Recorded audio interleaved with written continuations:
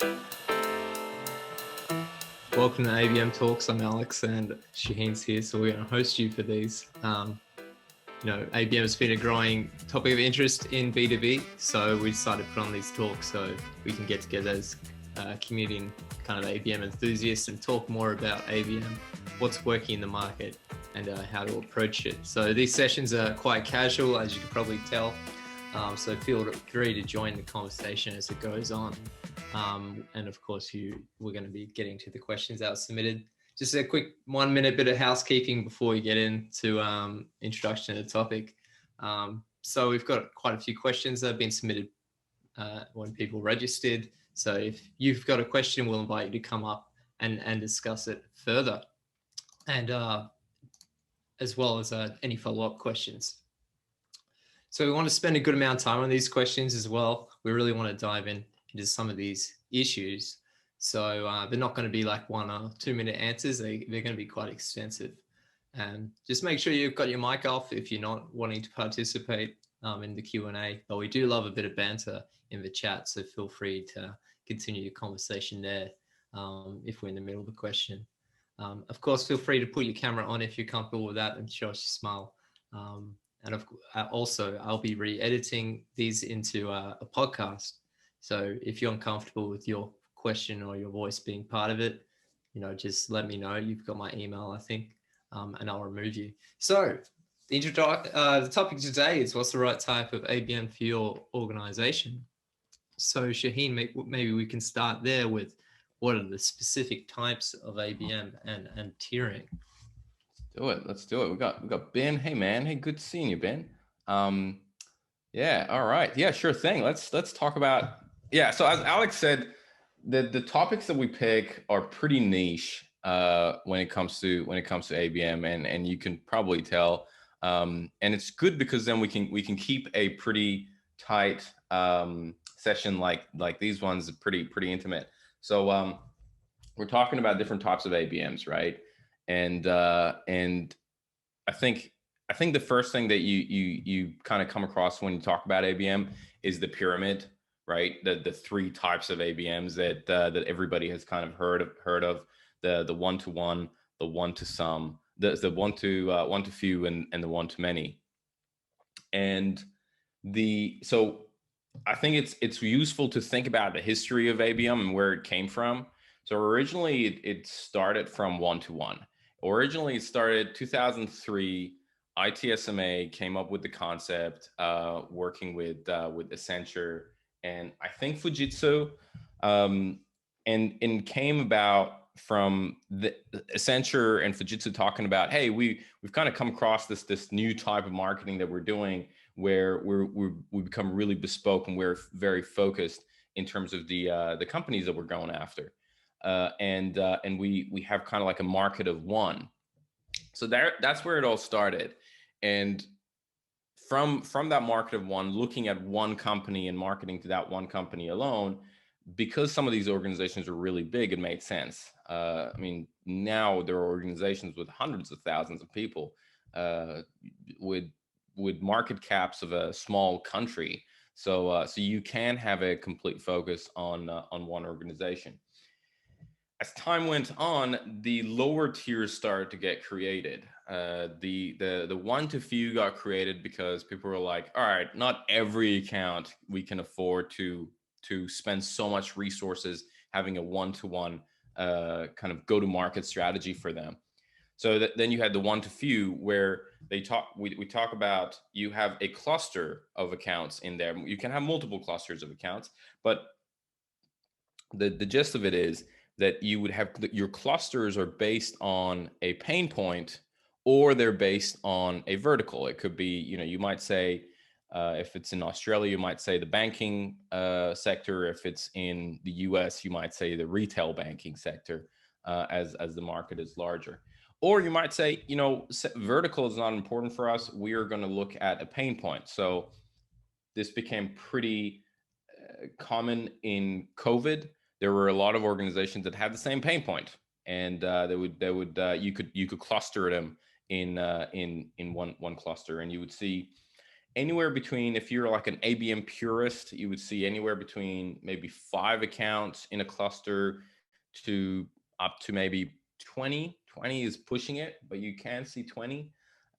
If you go really cowboy, and if you go, US, you see bigger clusters in the US, but EMEA and APAC, those are the kind of numbers that they usually see, that it kind of makes sense. And then what happened was the VC money found IP targeted ads, and it started in the US. And IP targeted ads, if you're not familiar with IP targeted ads, is when you kind of upload the IP addresses of the organizations that you want to go after, and a provider, a vendor, it could be, Terminus, it could be Madison Logic, it could be Demandbase, 6sense. There are a number of them now.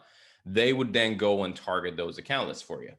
And so that kind of started to emerge in 2014, where it gave birth to that last tier of ABM, which is one too many. And it's probably the easiest one. And it's one that the ABM kind of purists really don't like. They're like, it's very close to demand gen. It is not as personalized, but that was the point that ABM started to get popular, because there was a lot of VC money that was being pushed into these organizations. And previously, there were these consultancy firms who were talking about ABM and account-based marketing, who don't necessarily have the marketing budgets or the marketing stamina or horsepower to promote these things. So when VC money found its way to these IP targeted advertising platforms, they started to push the whole ABM, and they jumped on the ABM bandwagon, because they're like, oh, look, there's some research that has been happening here, and we can build on top of this. And we say, we're super legit, and this is a whole movement. And ABM became really big in 2014, 2015. So those are the generic 3 tiers, the usual 3 tiers that you see in ABM, and that's the kind of history that you see of them getting created. Now, 2014, 15, 16, even 17, ABM got really hyped up because of all these VC-backed organizations. And it really didn't live up to the promise, because it was being pushed by vendors, and the message was, do some targeted advertising and IP targeted ads, and you're doing ABM, and you're doing great. And that didn't live up to the expectation. Like, a lot of organizations were not able to see ROI from that. They were not able to materialize revenue, so it kind of died out. And now it's having another return at a much more mature argument behind ABM. So those are the 3 types of ABMs. Now, the other thing that is really important to touch on is, what kind of activities do you see going into these ABM tiers? When you talk about one-to-one, it's extremely close between sales and marketing. So you have sales doing work on the account, you have marketing doing work on the account. As you go higher, sales impact becomes higher as well. The sales influence becomes higher as well. So that's the top tier. The middle one is still pretty much the same, but you see that across the cluster, and you see personalization per account reduces, and you have a smaller number of work that happening for one account. One to many, and this is one of the challenges that we've had with ABM tiers. One to many is really defined as a tier that you don't have a lot of sales involvement, and it is really on marketing's shoulders to drive revenue. It's all about revenue generation, and rather than source revenue, rather than revenue influence. As you go higher up the tier, it becomes a lot more focused on revenue influence. So those 3 tiers, the bottom tier, one to many and one to few, we've had a challenge where one to few can be very bespoke. I mean, it could be expensive. It could be, you might be spending $50,000, $60,000, $70,000, $80,000 per cluster. And one to many is too broad. You could be focusing on thousands of accounts, and you don't have sales support, and you don't necessarily look for whether it's SDR or sales support. So what we ended up doing was we started to, for a lot of our clients, we started introducing a fourth tier between tier 3, the one to many, and one to few, where we call it one to some. Now, not the best name. We're still working on trying to come up with a better name of defining it, but that third tier from top, second tier from bottom, that is a tier where you still have the same marketing support, but you also have sales support, but you're not doing as much personalization as one to few. So you might be looking at, instead of looking at in a one to few cluster, you might be looking at 10 accounts. In one to some, you might be looking at 100 accounts and a much lighter touch of personalization. And works really well for a lot of clients. It works really well. It allows them to scale, especially if you are not an organization that predominantly plays in enterprise space, meaning that there are some clients that we work with and they say, we have only 5 accounts or 30 accounts across Australia. That's it. That's all we need to target. And for those, obviously, those kind of fall into one-to-one and one-to-few. But then there are organizations that come and say, yeah, there are maybe 10, 20, 30 accounts that are really important to us. But then there are smaller organizations that are important to us as well. So that's where the one-to-some really plays a part. Now, Alex, so those are the 3 or 4 tiers. If you want to introduce a 4th tier for ABM, what do we got for questions, Alex? Yeah, we got submitted questions. Yeah, so first up, before we go into the 6 steps, which I want to cover as well to decide which type of ABM works for you, it'd be good to cover just 2 questions that we've got here. One is from Anna, and one is from Noam. Noam, if you want to clarify or have any follow-up questions to this one. Let's go with Noam's question since she's here. Well, I'll read them both out to start because they're both very similar. Anna said, what are the different types of strategies that can be employed?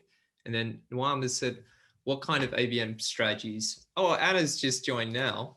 So perfect timing. Yeah. But yeah, Noam, you want to jump on and clarify that?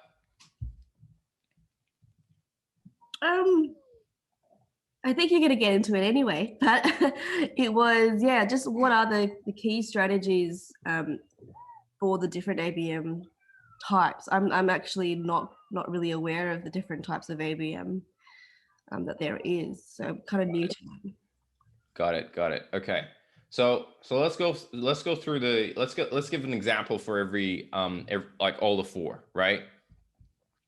So one-to-one would be a situation where you're pretty much creating all your assets for one organization. Just one organization. Like you are only thinking about Telstra, right? You want to close Telstra and that's it. Now, where do you use probably what is important to touch on before I talk about different types of ABM is that there are 3 areas that you kind of work with ABM. One is for net new accounts. You want to land new accounts that you don't have. 2 is for bid support. So sales says, we're tendering for this deal and they're in our sales pipeline. Hey, how can marketing support that? And the third one is you have already an account, you have already a customer, and you want to expand that. You have Telstra, you're working with Telstra in one department, you're working with Combank in one department of theirs, and there is probably another 6 or 7 or 8 other departments that you can get into. So you implement an account expansion strategy in order to work with your sales team to get to some of those other accounts. Those are the 3 areas that you see ABM strategies implemented, right? When it comes to one-to-one, you usually have it's most of the times, I would say 90% of the times, it's an account expansion strategy. So you have Combank, you have one department in Combank, and you would put marketing force behind that. You're making, $50,000 a year from Combank, but there is potential for all these other departments, and there's, Combank could be $1 million client for you. So that's where you start putting an account expansion strategy, where you might say, all right, let's build a case study. Let's identify all those other buying centers that are in the organization. Who are the individuals? How can we show them the success that we've kind of created with this one department and extrapolate that into some of the other departments? It could be extremely effective because they already know you. You're approved with procurement, which is a massive thing with these large organizations. So you already have all that approval. So you're now looking at expanding. But the main thing that I would say for one-to-one is that you are looking at one organization and one organization only. If you're creating content just for Combank, explaining how your strategies is aligning. So one of the things that are very common is, usually when you do a one-to-one, they're public companies. You would go through their annual report. What are they talking about? What are the challenges they're talking about? And then you create content that exactly talks about those challenges. And you say, this is how our organization addresses all these 4 challenges that you've identified and you're trying to address in your organization. It becomes really bespoke. And you could extrapolate that into video content, written content, blog posts, all of that stuff. For one-to-few, you do that at an industry level or a pain point standpoint. So you would say, all right, let's do some research in the let's say the I keep giving banking sector because it's such a big thing in Australia. Let's say you do research on banking sector, sorry, and understand what are the challenges that the banking sector is having. And then you create content, you create resources for that sector, and leverage and work with sales to get those in front of the right people. You might identify 10 accounts in your cluster. You identify the decision makers that are really important for you to get in front of in those 10 accounts, and then you work with sales. You create the resources and the assets and the content that you need in order to for sales to put those content in front of the right people. So that will be one-to-few. But in one-to-few, you usually do a certain level of personalization at an account level as well. So that increases the likelihood of them engaging with your content, engaging with the sales team. The last one that I would say is the one-to-some, where you do that, but you don't do any personalization at an account level, right? So it's predominantly at an industry level. And you don't do any. So it's very similar to targeted outbound, but with a lot more horsepower from marketing and marketing support. Very similar to vertical marketing, and again, one-to-many. The last tier, usually the main way, it's very similar to demand gen, where you're running advertising against the accounts that you're targeting. You are you have your nurture sequences. You have the difference is that rather than looking at MQLs, which a lot of organizations do, or specifically being focused on leads, you start focusing. You start becoming a lot more focused on accounts, where you talk about marketing qualified accounts, and you measure the success that you have within an account. So those are the different kind of some like high level, some of the strategies that you see with different types of ABM. Does that make sense? Noam and Anna, I know this was kind of similar question that you had as well. Does that answer your question? Yes, it does. Thank you. That's awesome. All right. What else do we got, Alex? Well, I think this is probably a good time to move into the 6 steps of deciding what types of ABM that work for you, for your organization, or because it could be quite an expensive mistake if you pick the wrong ones. That's true. Shubha, did you want to say something? Yeah, sorry. I was just clarify a little bit more about the one-to-few strategy. So I understood what you said about one-to-one and one-to-some, but how does one-to-few differ in it? Differ from there's a confusion. Yeah. Go for Like, it. what's the sort of distinction between the one-to-one and one-to-few? Okay. So first there's a financial difference, right? Where you're saying you might allocate $50,000 for one account and one-to-one. And then you're saying in one-to-few, we're going to spread that out across 10 accounts. So you might allocate $50,000 for 10 accounts, and then you see what you can do for that.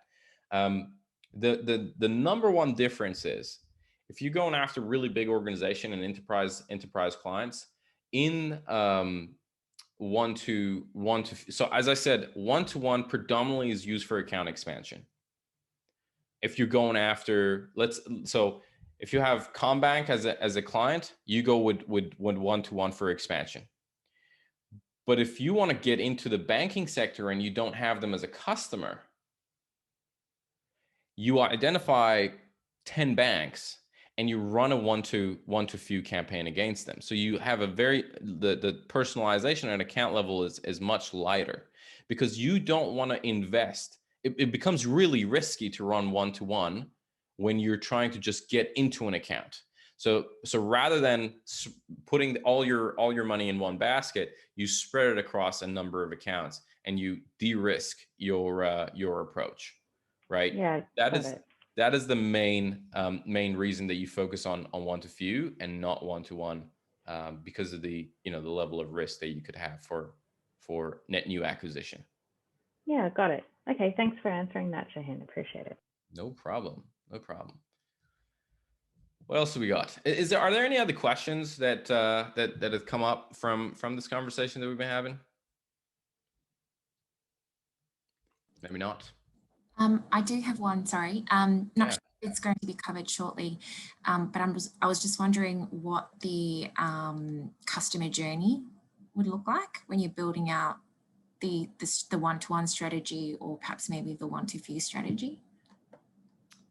Yeah, so customer journey. So maybe Anna, clarify that a little bit, from what standpoint, because I don't think the customer journey is going to change much, as in, the stages that a customer is going to go through is not predominantly going to change as much, but maybe clarify a little bit what you mean by customer journey. I guess just understanding what tactics or what messaging works best when you're just trying to raise brand awareness first and foremost, and then when you have a company starting to engage with your brand awareness, I'd say, for instance, you're running an ABM marketing campaign through LinkedIn as an example. What would be some of the sort of steps, or I guess steps in that journey that you would build out for a one-to-few or a one-to-some campaign? Looking at, perhaps maybe the awareness stage, and then you've got post-awareness once the company or once your key contacts start engaging with that content. How do you sort of build on that to strengthen the relationship or strengthen the engagement with that particular contact or with that company, to get them sort of closer to converting? Got it. So we're talking post-conversion, right?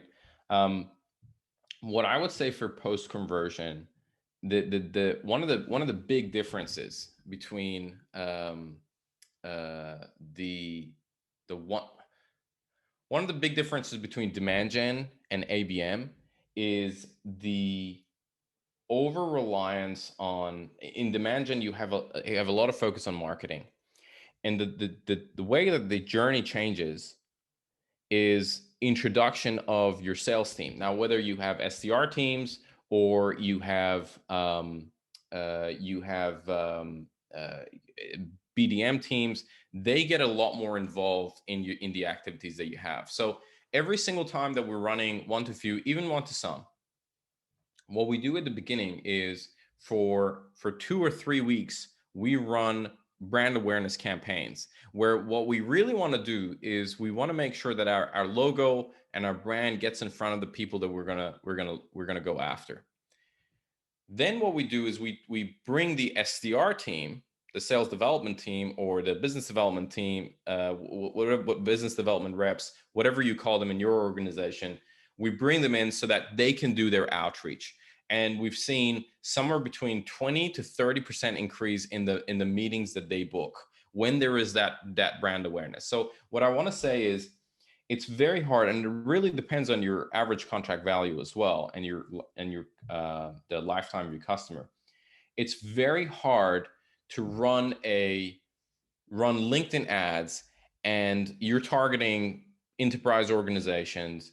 It's very hard to get them convert and pay you, $70, $80, $100,000 a year.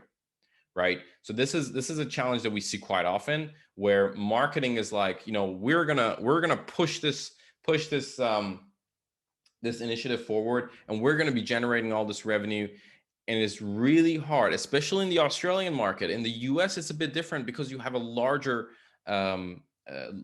your TAM is larger. The number of there's a total of just under 1,000 enterprise organizations in ANZ, where that is about, I think it's about 50,000 in the US. Don't quote me on the US number, but it's much larger. Your TAM is much larger than what you have in Australia. So what happens in the US, if you're going through the US literature, is, hey, put this ad out there. Let's run some LinkedIn advertising. And the market is large enough that we're going to be attracting these organizations, and they're going to become inbound leads. In Australia, even in APAC, it usually doesn't happen. So what you need is that support from SDR. So the way that journey changes, especially at the beginning, is you run your advertising, you focus a lot on brand awareness, and then you bring your sales team, and you would have a clear cadence for them. And that you say, now I have all the decision makers lined up for you. I know who we're going after. These are the individuals that these, if you have, one to few, you might have 50 decision makers. There might be a larger list if you're doing one to some. These are the people that I want to go after. I've done the brand awareness early on. Now I want us to reach out and connect with them. So what you see is, you would all of a sudden get rid of your MQL process. So you would stop focusing on MQLs, because you already have qualified accounts that you're going after. They're qualified. You've picked them. They're on your list. So your MQL process becomes irrelevant. Now it becomes a process of, are they aware? Are they engaged? So if they, depending on your MarTech capability, you would be measuring their engagement with your ads. You would be measuring their engagement on your website. You might not have that tech. If you don't worry about it. But the journey becomes targeted account, engaged accounts. Then you start focusing on connect rate. So whether the sales teams are connecting with these decision makers that you've identified, meetings booked, meetings held, and you go from there. So that's predominantly how the journey changes when you're looking at ABM. Does that make sense? Sweet. Okay. We're powering through today. It's already halfway through. So I think we got quite a few questions from the audience. I definitely want to get to all of those, but can we quickly go through the 6 steps to decide which type of ABM to implement? Yes. So I was thinking about this, and we talk about this with clients quite often, where there's a little bit more to deciding what kind of ABM you're going to do than just saying, yeah, I think it's good to do one to few. And let's go ahead and do one to few or one to one. And came up with about 6 items that you got to think about when you're deciding what type of ABM you're going to. So we talked a lot about post decision of, okay, now we've decided we're going to do one to few. What does the customer journey look like? What kind of the type of campaigns are going to look like? But how do you get to those, basically making a decision that we're going to do one to few is the right thing for us, or we're going to do a combination of one to few and one to some. So the first thing that you want to take into consideration, probably the biggest factor, is your average contract value or customer lifetime value. How big is that? You with one-to-one, you really don't want to go after, put accounts in one-to-one and do a pure one-to-one strategy if they are under, like they should be around $1 million of value there if you're going after an account. You know, you can pull it off with maybe $700,000, $800,000 as well, but really that's the range that you're playing with. Then you have maybe accounts that range from between maybe 100 to a couple of $100,000 that you can put in one to few, and then you go down from there. So it's really important to understand what your average contract value is, and sometimes from a marketing standpoint, we don't have a lot of visibility on that. So it's really important to talk to sales ops, and get an understanding of what is the value of these accounts that we're going after. So that's the first thing that I would say. The second thing is your sales infrastructure. So how mature is the sales infrastructure? Do we have really experienced salespeople, meaning they're we only have account executives or BDMs, business development managers, that might not be super keen on prospecting? That's a big challenge. If you have that in your organization, it's going to be really hard to get some of the strategies working. Or, hey, we have maybe SDR resources whose job is to book meetings and create opportunities. So that's the other factor. The other obvious one is marketing resources. That's a no-brainer of like, do we have capacity to run one-to-one? And a lot of smaller organizations, that capacity is not there. The risk is too high to do one-to-one, because you would put a lot of resources in one-to-one, and hey, that might not work. That's fine for Oracle. Like Oracle can live if, you know, a deal doesn't go through and they got enough cash in the bank to push through that. But for a startup or for a smaller organization, if you put a lot of your eggs in a one-to-one or even in a one-to-few basket, it could be really challenging for the startup if you know something goes wrong, for that startup to kind of carry forward. So that's the first thing that I would say. Then there is your TAM. So how big is the market that you're going after? Are you selling something that only banks can buy? And in Australia, we have about 108 banks, and that's it. So that is another factor of understanding your TAM. We're looking at APAC, we're looking at EMEA, we're looking at North America, whatever it is. How big is your TAM? And that's another factor. What else do I have over here? Your objectives. We talked about objectives quite a lot. So what are you looking at? Net new acquisition? You're looking at account expansion? You're looking at bid support? What are some of those initiatives that you have? Sometimes an initiative might be, we are moving into Singapore and we really need a win. We need a big win there.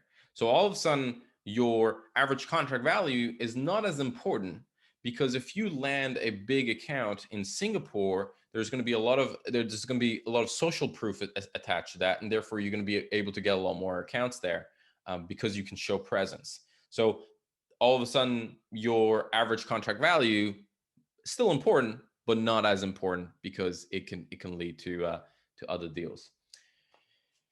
And I think the other thing is the type of organizations that you're going after. So what is the size of the organizations that you're going after? What is how many decision makers you usually have in the buying process, and what are their buying habits? I used to work for a company that had a model that average contract value was about $300,000, $400,000. That sounds like a perfect example for an ABM strategy, but it wasn't, because their target market were small businesses who were building a software. They were a software development platform, right? Software development company. And these were organizations that were extremely small, and they were just starting, and they understand that they need to have, they're probably going to have a high initial expense for building their application in order to get to the market. Now, it was really hard to find them. Their average contract value was quite high, but it was really hard to find those organizations. So understanding your buyer, the size of how many employees they have, what are their buying habits, that also plays another factor. And I think those are the 6 components: your internal marketing bandwidth and resources, the objectives that you have for your account-based strategy, internal sales structure, size of your TAM, type of organization you're going after, and your average contract value or customer lifetime value. Those are the 6 things that kind of go in for you to then decide what type of marketing you're going to do. And it's completely fine to do multiple types of ABM. It happens quite often. What is the restricting factor is usually marketing bandwidth when you decide to do multiple types of ABM. So those are the 6 factors that goes in. Questions on that? Anything? Yeah. What do you got, Alex? Any clarification on the 6 steps? Yeah. Also feel. Is there a hand raiser? There is. It should be on in reactions. Okay. If anyone wants to raise their hand at any point, go for it. But I think we should start.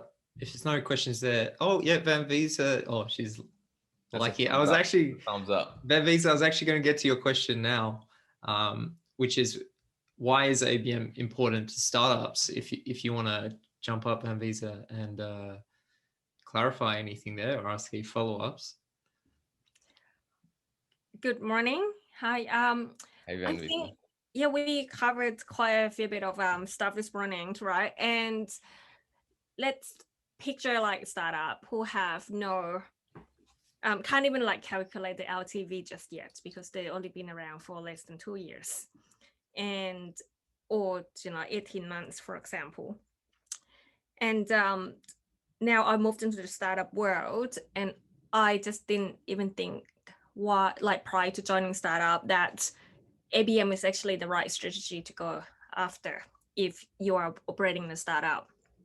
But I just wanted to hear everyone's thoughts on, how to apply ABM in a startup. But for myself, I can see that if you have a really specific and really targeted strategy around who to go after when you're in the very early stage, for example, you have product market fit, you're still having to work out your message market fit. And the most important thing is once you have product market fit is now looking into the growth stage and finding that channel fit. And when you're actually trying to navigate your way through working out the channel fit, that's when ABMs come in. So yeah, I think you're right. And I think the main thing to keep in mind is I don't think it's a good strategy to go for those higher tiers of ABM if you're a small organization. If you don't have your LTV, there is always a way to figure out how much this company is worth to us. You might just look at average contract value. If they sign a yearly contract, you look at that.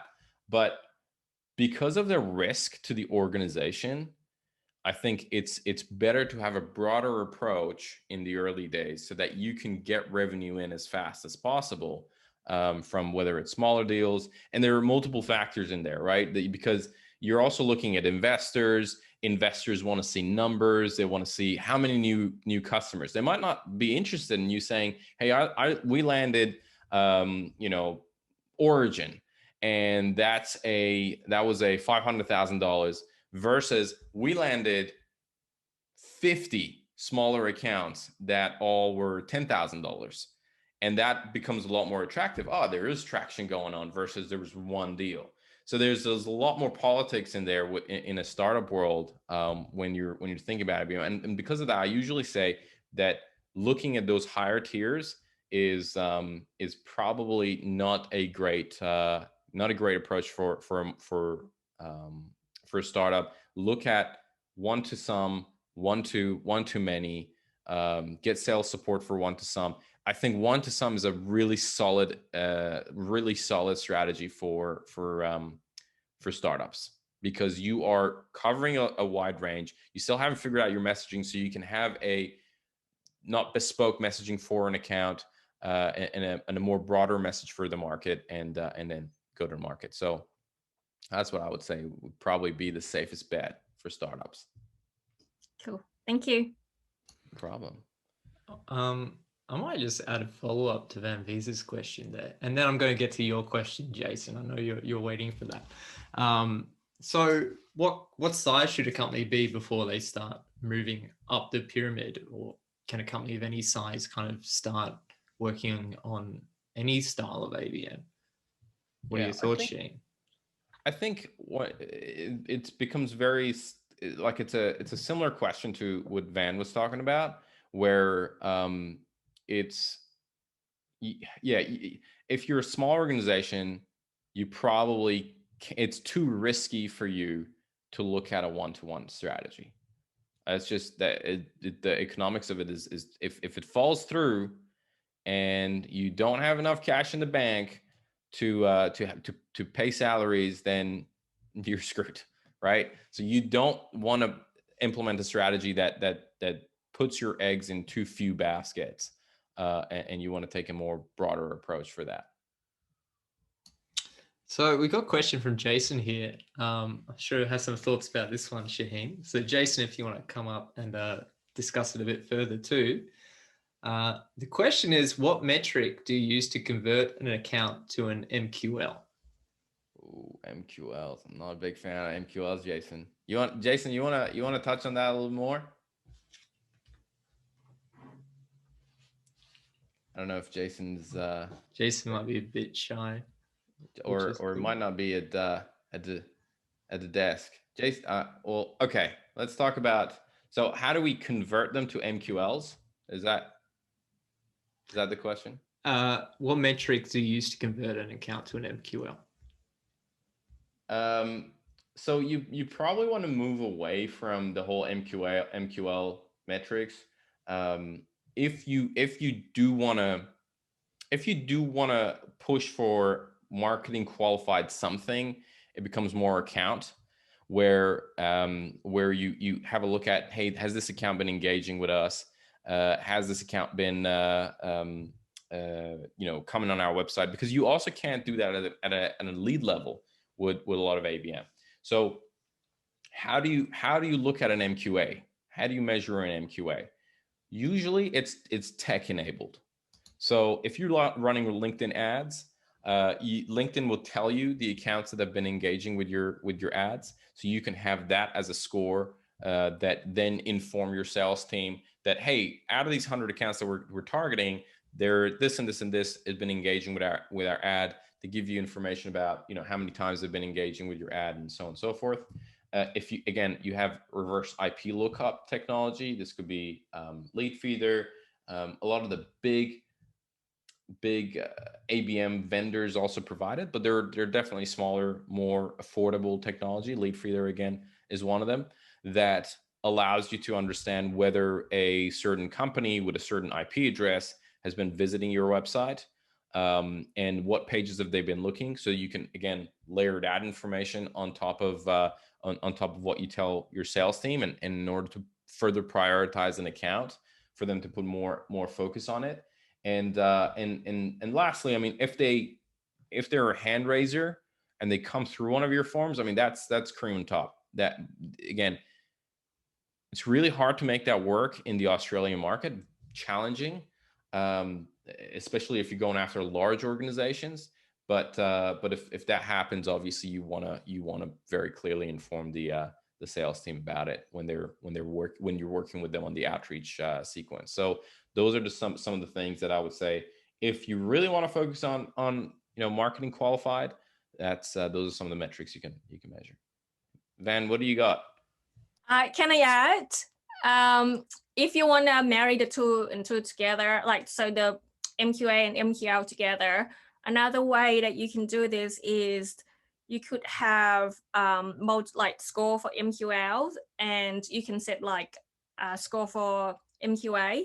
And when you have, for example, like because you need more than one lead per account for it to work for your account, so you can like have if the score hit, like for example, like each one you could set like maximum of 50, but if you have 3 leads coming through for this particular account and it actually now reached more than 100 scores, so your MQA score will go up, and then that's when you ping the sales team, for example, or that's when you have a conversation with the sales manager, like now we have actually 3 MQLs sitting for this particular account. I think it's time for you to maybe like re-engage with this account, for example.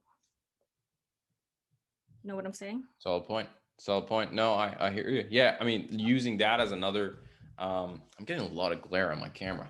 Yeah, using that as another metric to layer on top of your qualifications for your leads and accounts. Solid point.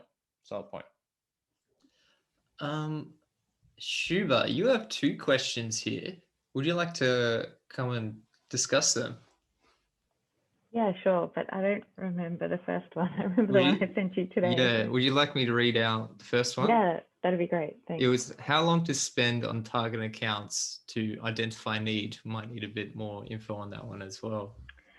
Yeah, so I think where I was getting to with this question was, yes, so say I was looking at a one to few kind of, or one to few or one to some strategy. And then how would I suppose it's about trying to go, okay, well, how many people do I need to, what's this sort of, how would I measure or score, say like a marketing qualified account, and go, okay, well, the types of leads, the quality of leads, whether they use, in my case, video in there already. It's about identifying the need and whether there is a need. So assuming budget, assuming all of these things, like I'm not looking at all of that, but it's just getting to that pain. How long, how many conversations do you sort of look at that metric? Do you have any metrics on measuring that? So, we'll work on an account till for a couple of months before we sort of say, all right, we'll need to park it and come back to it. I see. So yeah. So how long would you go after an account until until you kind of give up on the account, right? Exactly. Got it. It really depends. It depends on the size of the account that you're going after, because so I give the bank example because they're pretty much the largest organizations in Australia. If you're going after a bank, it's not unusual for you to be after them for 2 years until they kind of open up doors and you get in there and you sell something. So you have to take into consideration the type of organization. You have to talk to some of the salespeople who have experience selling into those organizations. And as part of that, how long does it take? What is the sales process? As I said, if you're selling to a bank, you might get 100% buy-in from, let's say you're selling into finance, right? You might get 100% buy-in from finance, and you might get that within 3 months. But then you go to, and you're selling a piece of technology, and then you go into the system engineer or the system architect, where they approve what they can use, the finance and the whole company can use from a technology standpoint. And you got to go through and show them that the system is safe, they can use it, and that could take months. I mean, 6 months, 9 months, so it's really important to talk to some of the salespeople who have experience selling into those type of accounts for you to get an understanding of how long that is going to take. The other thing that I would say is ABM usually takes time, and it's so important to kind of infuse that education into leadership, where we're always under the pump. Like marketing is always under the pump of, where are the leads? Launch this next month. Give me the leads. Do we have any leads in this? It's not going to work like that. That's not the how the game works. It's not, you don't have a magic hat. It'll just be like, here are the leads. We're doing ABM now. ABM takes a certain amount of time. for it to take an impact. So especially if you go to those larger accounts. So understanding the buying cycle and the buying behavior of your accounts are really important. And the other thing that I would say is, you just be prepared for it to take time. And when I say take time, we're talking easy 6 months. Like it would take, you would have certain metrics that you would measure in order that your campaign is effective, but 6 months, 9 months, it's not unheard of for you to go through cycles like that, for you to see interest. Third thing that I would say on that front is, usually you would have your brand awareness and you're going after certain accounts and you're targeting them for, let's say a quarter. At the beginning, you're running your advertising, and then you create, or the sales team creates, a sequence that they want to hit these decision makers. So let's just take one company. Let's say you're targeting one account. You run 3 weeks of advertising against that account, just to make sure that they are aware of your brand, to make sure that they, when somebody reaches out, they go like, you know what, I've seen that brand somewhere. I can't remember where it is, but that logo looks familiar, or that name I've heard of. It definitely increases the likelihood of them having a chat with you. But then the sales team would have a sequence where they would say, you know what, we have a 10 touch sequence where we're going to be leveraging phone, we're going to be leveraging email. Email is a little bit tricky in Australia, but phone, LinkedIn, even if you want, it's gray area if you want to leverage email or not, but leverage email. And that this is a 10 touch sequence that we're going to carry this out within a month. So and if there is nothing, like you can't get anything out of them at the end of that process, which is, it would take maybe a month and a half, 2 months, you can also make a call of whether you want to park that account for now. That's another way that you could quickly park accounts. But if you do see interest, how long would it take? Really depends on the account and the type. Yeah, nice one. I really appreciate you breaking that down. That sounds good. Yeah, that's all good. And I think my second question was around the differences that you see between, say, the ANZ portion of the APAC region versus the other English-speaking countries, for example, like Hong Kong, Singapore, Indonesia. Like, do you see differences in their either decision-making or how they respond to outreach? Okay, so one big difference is those markets are a lot larger than Australia. I mean, we have very few large organizations in Australia. There are not that many of them. Yeah. And as a result, we have this challenge right now with one of our clients where they're like, our predominant presence is in Australia, but we also have presence in Indonesia, one of the geolocations for them.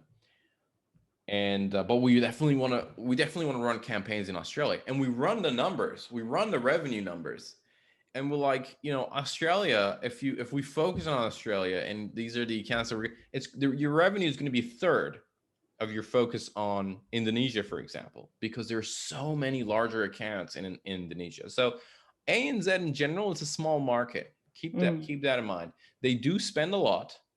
That is correct. So, an account of 10,000 employees in Australia probably has a tendency to spend more than an account with 10,000 employees in Indonesia, but there are a smaller number of them.